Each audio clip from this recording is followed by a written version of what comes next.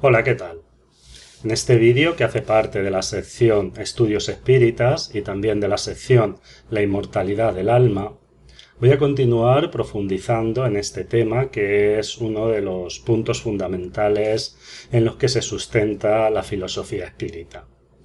Ya en vídeos anteriores vimos cuál es la visión del espiritismo al respecto de alma y espíritu, y en otro vídeo vimos cómo el concepto de inmortalidad del alma ha estado presente a lo largo de la historia de la humanidad y en diferentes pueblos y en diferentes culturas.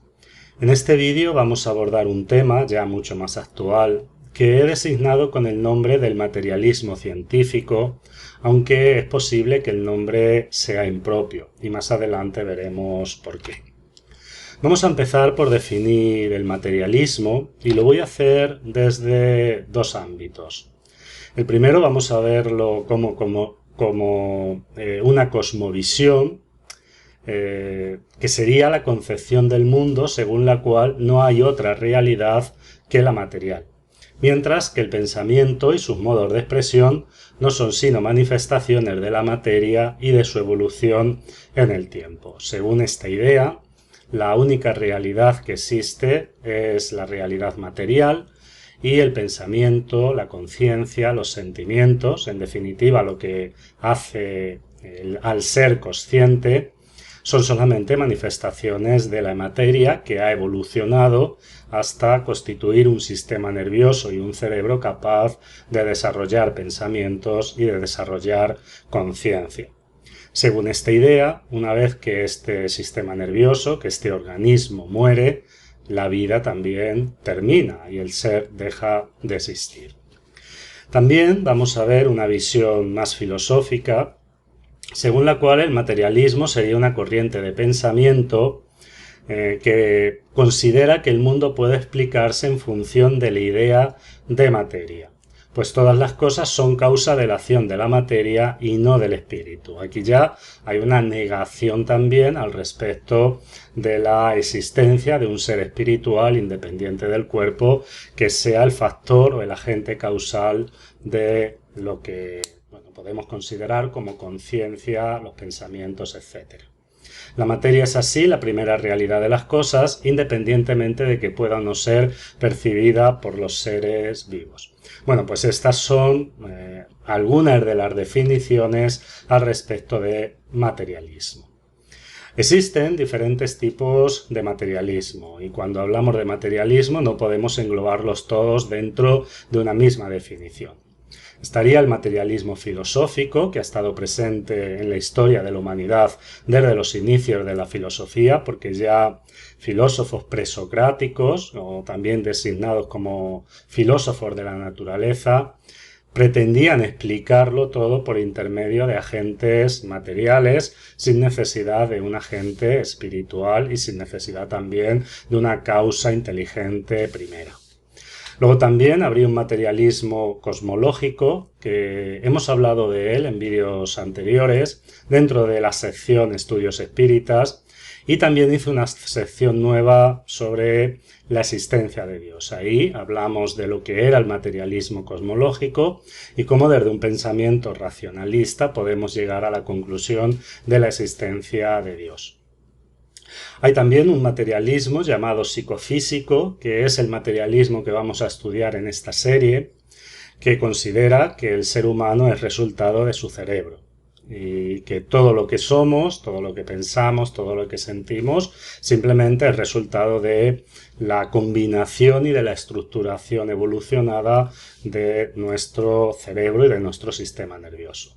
Y luego existirían diferentes tipos de materialismo, como el práctico moral, que tiene que ver con el comportamiento derivado de un pensamiento materialista, o pensamientos materialistas como el metódico, o el dialéctico, el histórico, que ya tienen más que ver con aspectos sociológicos o incluso aspectos políticos. Bueno, pues a la hora de hacer el análisis que vamos a hacer en esta serie, nosotros nos vamos a centrar sobre todo en el materialismo psicofísico y vamos a presentar una serie de argumentos desde nuestro punto de vista que nos llevan a pensar que hay algo más que materia y que los seres humanos somos, además de materia, un espíritu que está manifestándose por intermedio de esa materia. Antes de ello, me gustaría plantear una pregunta. ¿Es la ciencia materialista? Y por eso, en el inicio del vídeo, pregunté, o mejor dicho, dije que quizás el título no era del todo apropiado. A la hora de responder a esta pregunta, para la que no hay una respuesta definitiva, existen principalmente dos argumentos. Una que afirma que la ciencia no es materialista y otro que dice que sí, que la ciencia es materialista. Uno afirma que la ciencia es independiente y que si es el materialismo una corriente o visión filosófica, la ciencia que se diga materialista abandonaría su papel de ciencia y entraría en el terreno de la especulación filosófica y por lo tanto perdería su carácter natural y su carácter de ciencia. Según esta opinión, la ciencia no puede considerarse ni materialista ni espiritualista, sino simplemente presentar unos hechos y presentar unas conclusiones basadas en la observación de esos hechos. Y simplemente ese sería el papel de la ciencia. Pero para otros, la propia naturaleza de la ciencia la hace materialista. Porque dentro de los parámetros actuales de ciencia, para que algo, una disciplina pueda ser considerada como tal, necesita poder observar, medir, cuantificar, analizar, experimentar, falsar todos los principios, todas las ideas, todas las hipótesis. Y esto solo es posible, según esta opinión, con aquello que es material, puesto que lo que no es material escapa a la capacidad de investigación dentro de los parámetros científicos. Y desde este punto de vista, los que piensan así consideran que la ciencia solo puede ocuparse de la materia y por lo tanto sería materialista. Ustedes se pueden quedar con cualquiera de las dos opiniones. Yo personalmente me decanto más por la primera. Creo que la ciencia en sí es independiente y no tiene por qué definirse como materialista. La ciencia simplemente presenta una visión y una idea al respecto de lo que estudia, pero al respecto de ciertas cuestiones la ciencia tiene poco que decir. Vamos a continuar y vamos a plantearnos la pregunta: ¿cómo surge el materialismo científico? Es obvio que no existe un solo factor causal. Hay muchos factores que han determinado lo que podríamos designar, aunque a lo mejor impropiamente, como el materialismo científico. Pero es verdad que, aunque existen dentro de la investigación científica algunos que apuestan por una apertura de miras a cuestiones espirituales, la posición oficial es muy rígida a este respecto.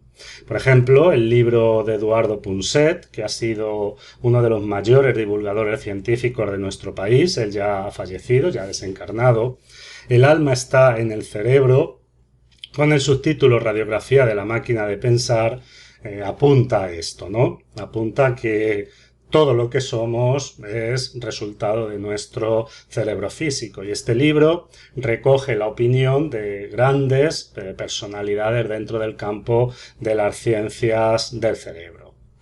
Como la finalidad de nuestra serie será buscar evidencias que apunten a la inmortalidad del alma, vamos a ver algunos conceptos que llevan actualmente a pensar que todo se reduce al cerebro.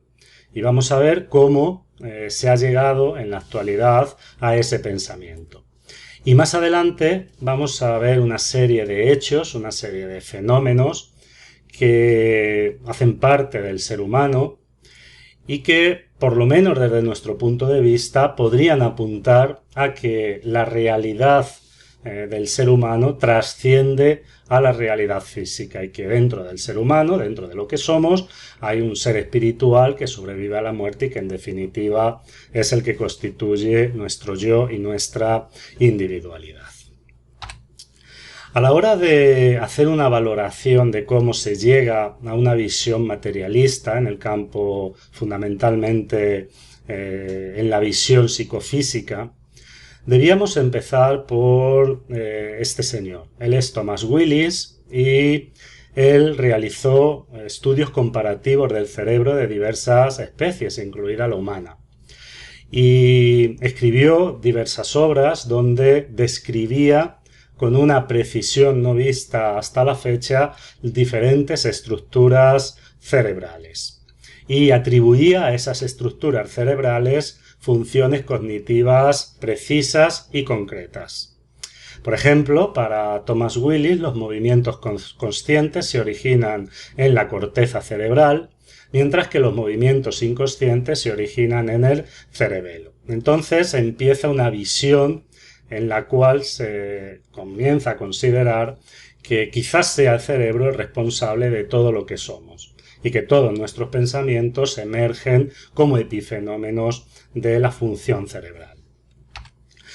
Más adelante hay un caso que, por ejemplo, para neurólogos actuales como Antonio Damasio, es uno de los primeros argumentos y de las primeras pruebas científicas que vinculan las emociones y que vinculan la capacidad mental al cerebro, que fue el sucedido con Phineas Gage. Él era un obrero de ferrocarriles que se dedicaba a remover piedras con cargas explosivas y sufrió un accidente y una barra de hierro le atravesó el cráneo, como se muestra en la imagen. La barra destrozó todo el lóbulo frontal, pero milagrosamente para la ciencia de su época, Phineas Gage se curó y pudo tener una vida totalmente normal. Él recuperó todas sus funciones motoras y era una persona aparentemente normal. Sin embargo, hubo algo interesante en él, y es que su comportamiento y su personalidad se vieron fuertemente afectadas. A raíz del accidente, su comportamiento cambió bruscamente, su personalidad también cambió bruscamente, aunque no así su individualidad. Él seguía reconociéndose como Gates, pero todo lo que consistía en su forma de comportarse con los demás se había visto modificado.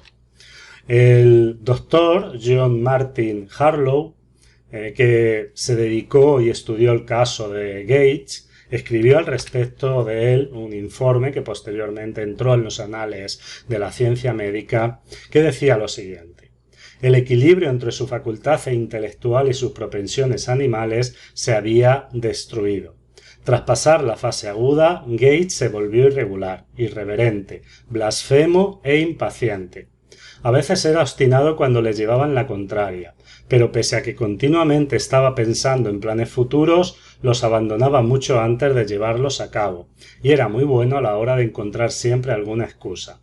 Esto contrastaba con el hecho de que previamente al accidente era un hombre responsable, es decir, tenemos un hombre que tiene un comportamiento responsable, que se comporta correctamente con los demás, que es atento para su trabajo, que sufre un accidente en el cual se lesiona el lóbulo frontal y después cambia totalmente su personalidad, se pasa y se convierte en una persona irreverente, blasfema, impaciente, incapaz de mantener un trabajo. Entonces se pensó, si un accidente y una lesión en el cerebro causa este cambio de conducta y de comportamiento en el ser humano, esto es porque el comportamiento del ser humano corresponde a la actividad cerebral. Otro caso, entre los muchos que podríamos reseñar, solamente vamos a hablar de estos dos, es el estudiado por Paul-Pierre Broca cuando se dedicó a estudiar a pacientes de afasia. Su primer paciente fue un hombre que solo pronunciaba la palabra tan. Cuando le preguntaban, la única capacidad y la única posibilidad de expresar sus ideas era por intermedio de la palabra tan. Cuando le preguntaban algo, él siempre respondía con la palabra tan. Este hombre se llamaba Louis Victor Le Borgne y murió.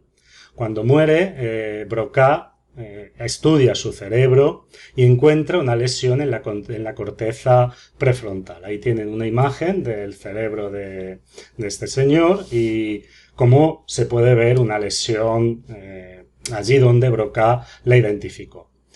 Después de esto, Broca pensó que posiblemente el habla se originaba en esa región, en esa parte del cerebro, y siguió estudiando a pacientes que tenían afasia, y en todos descubrió que ese área estaba lesionada, que estaba dañada. Y Posteriormente ese área se designó con el nombre del área de Broca. Y todos sus estudios contribuyeron a una mejor comprensión del cerebro. Y aquí la conclusión era también la misma. Si una lesión del cerebro altera la capacidad psíquica, la capacidad intelectual, la capacidad emocional de una persona, es porque esa capacidad se origina en el cerebro. Esto son dos de los cientos y cientos de casos que se podrían narrar. Y actualmente, con las técnicas de neuroimagen, todo parece confirmar que hay una estrecha relación entre nuestros pensamientos, nuestras emociones, nuestros sentimientos, nuestra memoria y el cerebro físico. Luego, la conclusión, desde el punto de vista científico, es que todo apunta a que la inteligencia, la conciencia, la personalidad son elementos que se originan en el cerebro y que serían, por lo tanto, epifenómenos. Esto es algo que ya contempla Allan Kardec en el Libro de los Espíritus.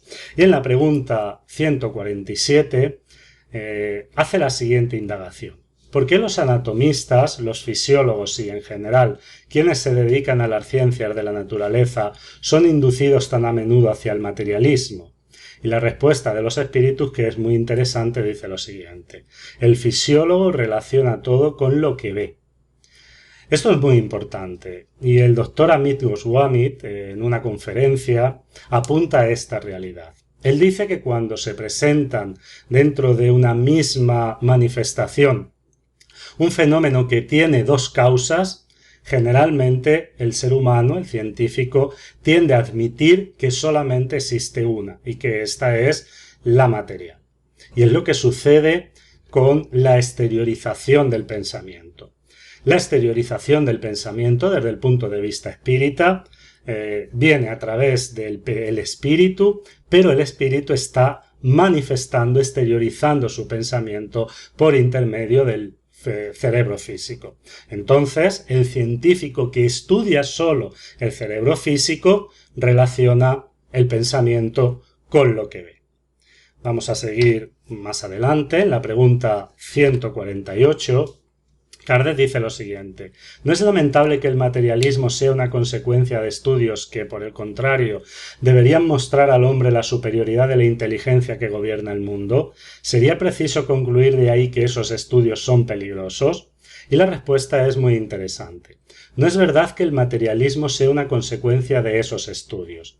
El hombre es quien infiere de ellos una conclusión falsa. Fíjense porque aquí, de alguna forma, Allan Kardec y los espíritus están afirmando que todas estas investigaciones no necesariamente apuntan al materialismo. Es la idea, la cosmovisión materialista del ser humano las que deduce el materialismo de estos fenómenos. Pero igual que deducimos el materialismo, podríamos deducir el espiritualismo. Vamos a hacer una hipótesis. Vamos a suponer que es verdad que existe un ser espiritual, a modo de hipótesis solamente, que ese ser espiritual es independiente del cuerpo, pero que se está manifestando, que está exteriorizando su pensamiento por intermedio del cuerpo, y en concreto por intermedio del sistema nervioso y por intermedio del cerebro. Es totalmente lógico que si hay una lesión en el instrumento, el pensamiento del espíritu se va a ver afectado. El espíritu no va a tener la posibilidad de transmitir su pensamiento de la misma forma que si el instrumento está bien. Por lo tanto, el hecho de que modificaciones en el instrumento modifiquen el pensamiento no necesariamente lleva implícito el hecho de que forzosamente el pensamiento esté originándose en el cerebro. Porque el efecto en relación a que sea un espíritu independiente pero manifestándose por el cerebro sería exactamente el mismo. Por lo tanto, simplemente a modo de hipótesis, es tan viable la hipótesis materialista como la hipótesis espiritualista. Y todas estas investigaciones no necesariamente implican que no exista una realidad espiritual. Claro, aquí apuntarán los críticos a las cuestiones espirituales al concepto de la navaja de Ockham. Y quizás si todo quedase así, si todo estuviese así, podríamos decir que tienen razón. Pero como veremos en vídeos siguientes, hay muchos fenómenos para los cuales una realidad espiritual independiente del cuerpo es mejor explicación que el hecho de que sea el cerebro el factor causal de nuestro pensamiento y de nuestra conciencia. Y todos estos hechos lo veremos en vídeos siguientes. Pero antes de terminar este vídeo, me gustaría hacerlo con un ejemplo gráfico que quizás me permita expresar mejor, por intermedio de un símbolo, lo que he querido expresar en la reflexión anterior. Ella es Ana Guijarro, ella es una excelente pianista, y vamos a suponer que nosotros la oímos interpretar una pieza en un piano que está en perfecto estado. Esa pieza va a sonar perfecta y vamos a poder verificar todo su virtuosismo a la hora de interpretar la pieza. Ahora bien, imaginemos que cambiamos algunas teclas del piano. Ella va a interpretar la pieza, pero la pieza se va a ver resentida por el hecho de que hemos modificado las teclas del piano. Luego vamos a romper algunas de estas teclas y ella va a volver a interpretar la pieza. La pieza se va a ver más resentida todavía. Si seguimos modificando y rompiendo piezas, llegará un momento en el que la pieza, la música, no se parezca en nada a la original. Ahora bien, de ello se debe deducir que la música está en el piano y que no existe pianista. Es obvio que no. Lo que sucede es que el pianista no tiene el instrumento necesario para poder manifestar su virtuosismo. Por lo tanto, la pieza, la música, va a ser una música totalmente deformada, totalmente deteriorada, que nada tiene que ver con la composición original. Pero el problema no va a estar en el intérprete. El problema está en que el instrumento por el cual está manifestando sus habilidades está lesionado. Aunque es un ejemplo muy sencillo y quizás no se pueda extrapolar al espíritu y al sistema nervioso, es un ejemplo que nos permite entender cómo un cerebro dañado impide la manifestación de la potencialidad del espíritu. Y de esta forma podría explicarse desde un punto de vista espiritualista todos estos fenómenos y todas estas investigaciones que apuntan desde una cosmovisión materialista a la inexistencia del espíritu, pero desde una postura espiritualista no tienen por qué negar la existencia del espíritu. Con esto terminamos el vídeo. Espero como siempre que este contenido haya podido ser útil para todos ustedes y nos vemos en el vídeo siguiente.